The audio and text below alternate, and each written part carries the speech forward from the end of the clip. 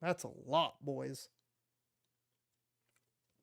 Things are happening extremely quickly right now. This is the fastest shift in,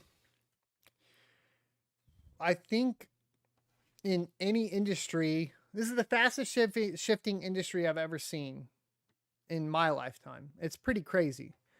Texas has taken a decisive step toward imposing much stricter regulations on Bitcoin miners. Will other states follow?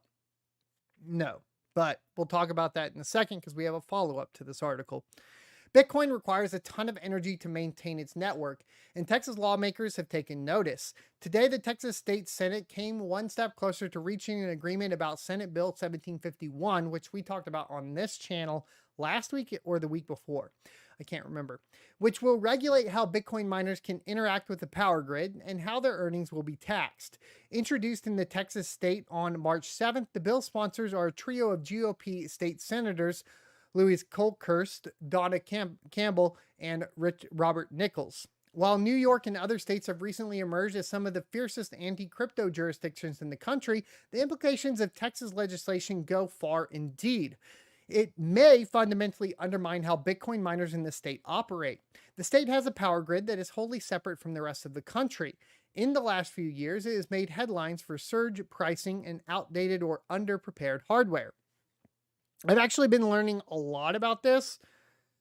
I want to share it, but I'm not sure exactly what I'm allowed to share because I do work in the industry now. And it's been extremely eye-opening. And there's a lot going on that is really interesting that surrounds this. This isn't quite fair, and I can tell you why. But there was a reason for the surge outside of that. It's actually quite interesting. But let's move on. Now, add energy-intensive mining practices, and the problem gains the potential to become more and more accurate. At present, companies like Riot Platforms, a 100-acre facility based in Rockdale, use so much energy that when electricity is in short supply, the Electric Reliability Council of Texas pays them to limit their energy use. This has been a partnership in Texas that's actually been going on since before the Great Storm that shut down Texas for about a week. And it has also been one of the number one reasons Texas has been able to effectively improve the power grid, because what happens here is that the Bitcoin miners are utilizing unused power, and when it needs to be supplied back to the grid, they can turn off and provide it back to the grid, which is why they get paid in turn. Now, in my humble opinion, this is actually good for the grid. And so when you see this being restricted by a bill, it brings up quite a few questions. Now, I think this should be applied to any miner, home miners, etc. It should go the opposite direction of what it is going in now. SB 1751 will ban this kind of relationship, as well as require these companies to coordinate directly with ERCOT in a power emergency. So what they're trying to do now is, instead of incentivize the mining company and the miners to shut down, what we're going to do is just write it into law that we force them to shut down, and then we don't have to pay them anymore. The thing is if you were purchasing off of the spot market to make up that power that you lose, you're going to spend a lot more on the spot market. So to give you an idea, power is a market, right? So a lot of the power companies that are around, you have the power generators, and then you have like the delivery, right?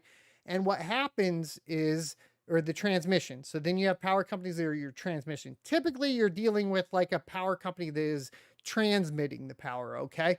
And what they do is they go onto the market and they purchase for the next day or for so far out. What this allows you to do is you'll have basically like a group of people that'll go in at a power company. They'll look at the weather. They'll determine like, well, on this date last year, the weather was this. It looks like it's going to be similar, and therefore we're going to need this amount of power. Okay. Well, what happened in the winter storm is when everything shut down, because there was obviously everything was freezing up and the power generation wasn't keeping up with the power needs, the cost of the power shot through the roof. And this is on the spot market. And really, what happens though is, like, let's say you're okay. So let's say you're a power transmitter or whatever, and Riot is like you're supplying power to Riot. Now Riot might be working with power generators as well. There's a lot of different ways this could play out, right? But let's say that they're going through like a power company that's only transmitting the power, and that power company has to purchase power from a generator, right, on the market, right? Well, let's say they go into a huge demand, right? And they basically, the demand exceeds what they currently have. And for that day, they have to go onto the spot market. What that means is that they're going to way overpay for power, right? Because they don't have enough power, so they have to go in. Instead of that, what they can do is they can have the miner shut off and pay them a fee, which would actually be cheaper than going onto the spot market and purchasing on the day of the crisis taking place. This is why it's fundamentally important, and it balances out the actual cost of the power for the residents in that area too. Because what they're trying to frame this as it being negative for the residents. When in fact, what it does is it keeps the power cost more stable for the residents because they have this access and they don't have to go onto the spot market in the case of under generation and purchase, right? And the best part is when they shut them down, they can then, if it's a power co-op or whatever it may be, they can take the power, the extra power, the over generation from the Bitcoin mining farm shutting down and sell that onto the spot market for a premium.